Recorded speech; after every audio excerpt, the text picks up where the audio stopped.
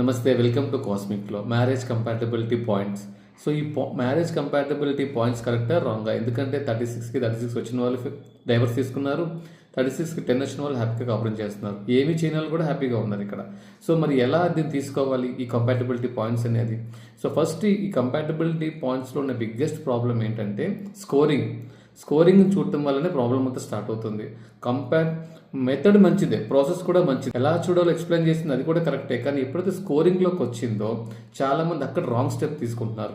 36కి 25 pass mark అనుకోవడం అది just మూర్ఖత్వం మాత్రమే. ఎందుకంటే 36-25 పాస్ మార్క్ కానే కాదు. ఇక్కడ ఏమైంది, ప్రతి దానికి ఒక ఎలిమెంట్, లైక్ ఎగ్జాంపుల్ మనకి 10 లెవెల్స్ ఉన్నాయి అనుకోండి, ఈచ్ అండ్ ఎవ్రీ లెవెల్కి ఒక కెపాసిటీ ఉంది, లైక్ ఒక్కొక్క దానికి ఒక్కొక్క ఇంపార్టెన్స్ ఉంది. ఇక లైక్ 0 స్కోరింగ్ వచ్చిందనుకోండి, ఆ ఇంపార్టెన్స్ పోయినట్టే కంప్లీట్గా.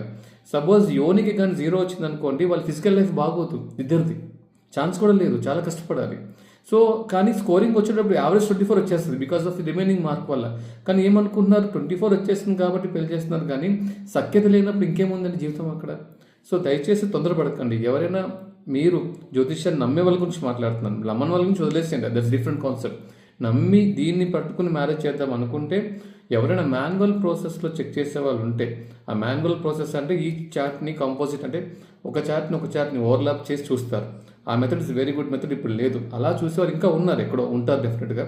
వాళ్ళ దగ్గరికి వెళ్ళండి, ఈచ్ అండ్ ఎవ్రీ పొంతన గురించి అడగండి, ఈ పొంతన కలగకపోతే ఏమొద్దని అడగండి. ఇది ఓన్లీ 50% మ్యాచింగ్ అండి, రిమైనింగ్ వాళ్ళ దగ్గరకు అర్థం కావాలి. ఎందుకంటే మనం ఉన్న ఫాస్టెస్ట్ టెక్నాలజీలో డెసిషన్ స్నాప్షాట్లో తీసుకుంటున్నాం. సో ఇద్దరు కూర్చుని మాట్లాడుకుని వాళ్ళకి అండర్స్టాండింగ్ ఓకే అనుకున్న తర్వాత అప్పుడు జాతకం కూడా చూపించండి. 2 మ్యాచ్ అయితే తప్పుడు పెళ్లి చేయండి, ఒక్క దాని మీద బేస్ అవ్వకండి.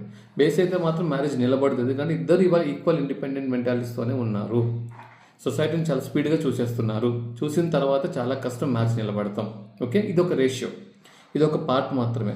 సెకండ్ థింగ్ కుజదోషం కాన్సెప్ట్ చాలా కష్టం అండి, చాలా మందికి తెలియదు, బ్లైండ్గా అనుకుంటున్నారు, సింపుల్గా ఫాలో అవుతున్నారు, విచ్ ఇస్ అలా కానే కాదు. ఓకేనా? సో అందుకని బ్లైండ్గా నమ్మొద్దు, మీకు మీరు చెక్ చేసేసుకోండి. చాలా వెబ్సైట్లు ఉన్నాయి కదా, డేట్ ఆఫ్ బర్త్ టైం వేసేసి 24 వచ్చేసి నమ్మే మ్యాచ్ కుదిరిపోయింది, కానే కాదు. అది జస్ట్ అన్ని యావరేజ్ చేసి చూపిస్తుంది, అందుకని ఆ సిస్టమ్ ఫెయిల్ అవుతుంది వాళ్ళ. ఆ సిస్టమ్ ఫాలో అవ్వకండి, మాన్యువల్ సిస్టమ్ ఫాలో అవ్వండి. Thanks for watching the video. Have a great